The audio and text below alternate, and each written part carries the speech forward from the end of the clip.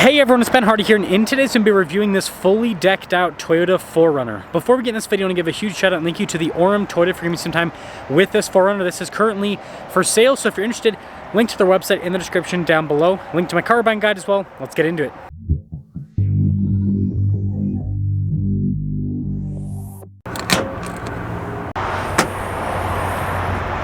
So powering this generation of 4Runner is a 4-liter V6, naturally aspirated, that goes through a 5-speed automatic. It puts out 270 horsepower and then 278 pound-feet of torque. Now I don't know if this has been re-geared. We'll just see if it feels slow when we drive it. Before I move forward with this review, I do want to mention if you need some more videos just like this, then I recommend you subscribe because I post content every single day. So you can see the roof rack up top with all of the light pods. I mean, there's 1, 2, 3, 4, 5, 6, 7, 8, 9, 10. That is a lot of lighting.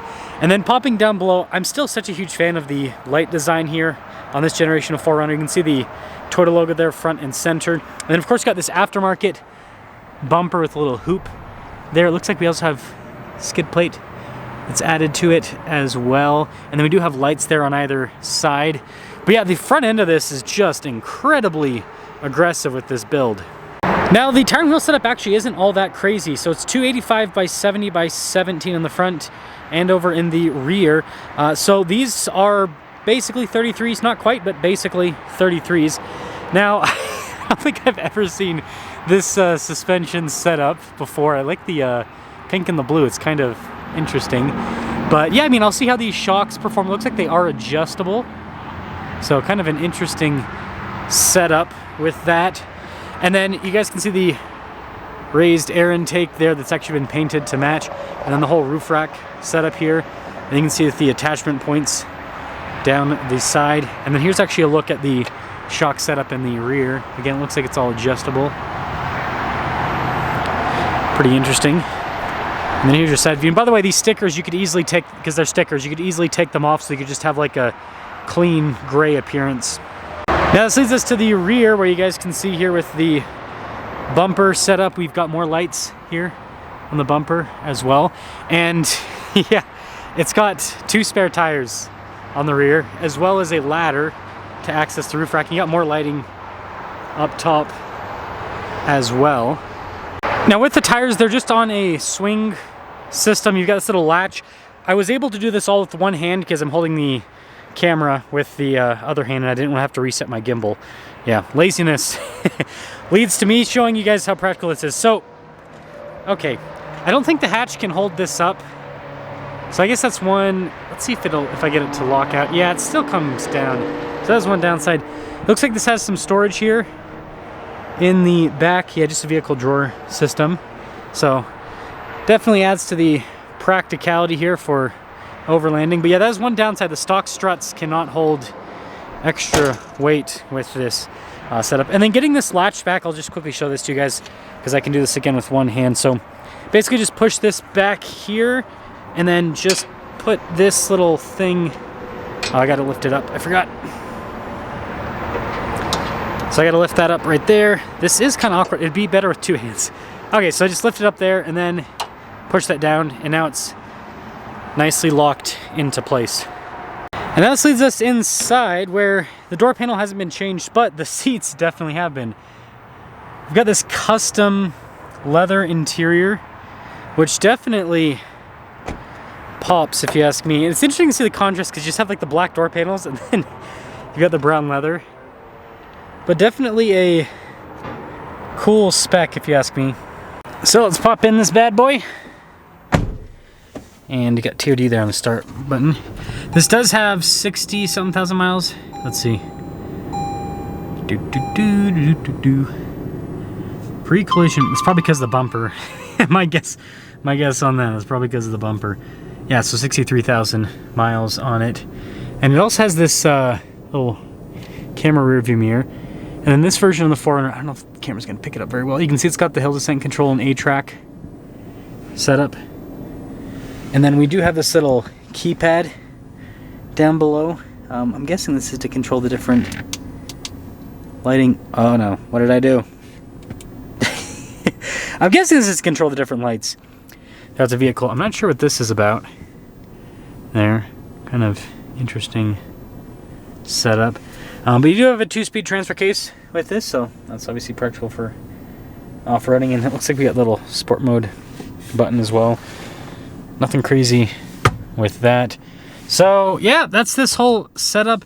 I think this is going for somewhere in the high 40s-ish for the price. Just check out their website, but let's take it out.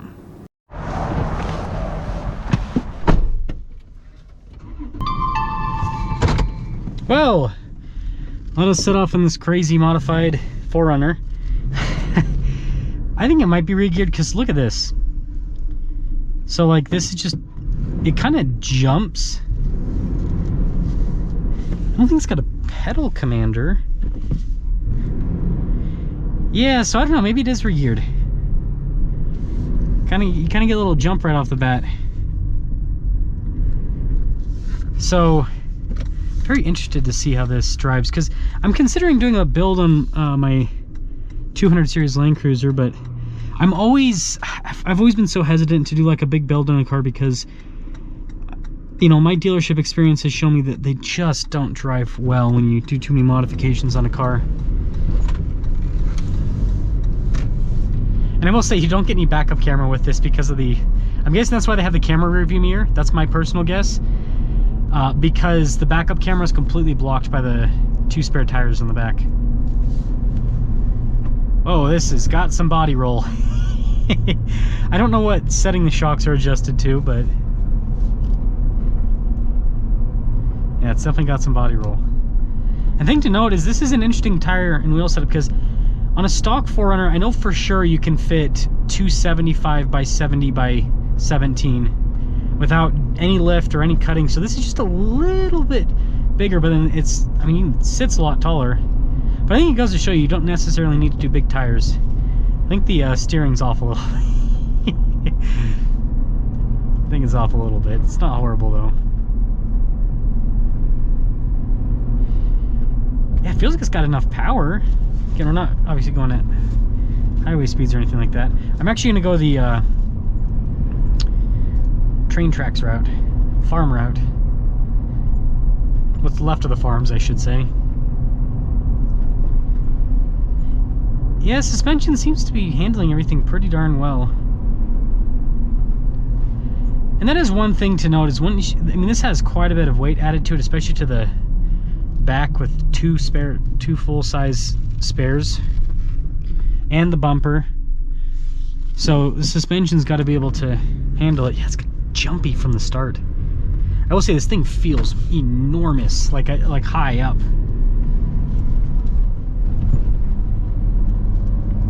Suspension, it's not super, it's floaty, but it's not super controllable. It's the only thing that I could knock this suspension system for. See how it does over the train tracks here. Yeah, it's pretty darn vague. It's pretty darn vague. I feel like I kind of lose the car a little bit with the big compression. It's not horrible, but it is quite noticeable. Yeah, really the power is not bad at all. I'm actually pretty impressed with that. There's a bit of tire noise, but it's not any worse than like a Wrangler or Bronco, you know? So, no complaints on that.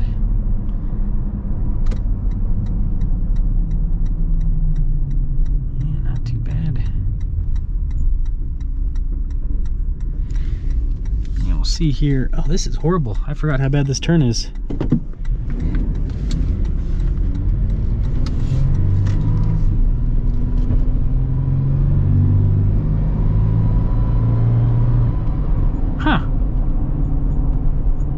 Interesting.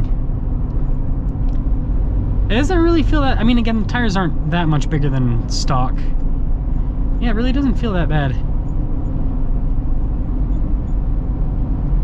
So, pretty cool.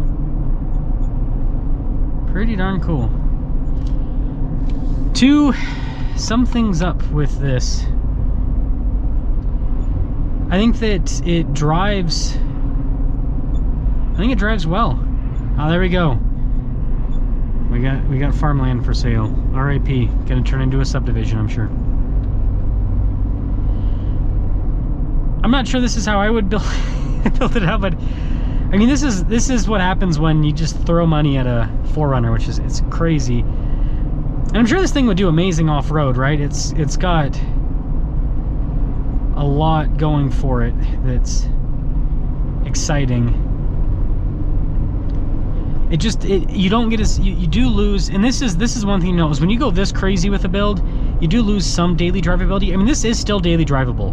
I will say that's something that I'm impressed with. This is still daily drivable. I'm just not sure you'd want, like, especially loading stuff into the back, dealing with the spare tires all the time. Like, I just imagine getting groceries and you've got to deal with that. Not the worst thing on the planet, but not exactly an exciting endeavor. I wonder what the fuel economy is with this. Oh, that's not bad. Is that the actual? Huh. 14, 15, 14 and a half. That's not that bad. For being a not super aerodynamically efficient because of all the stuff that's been added to it, I'd say that's a... Yeah, not fast. But 4Runners are not fast. So let me guys think about this build. This is kind of like you're rich and you throw a bunch of money at a 4Runner, and this is what happens. I think it's pretty darn cool, and I think the most impressive thing is this is daily drivable enough that this could be your only vehicle. Which, if you're going to spend as much, I think this was probably just in parts. I mean, this looks like it's got to be just like 20 grand plus just in parts. So. Incredibly expensive to do, so yeah, probably want it to be an only vehicle. Let me know your thoughts.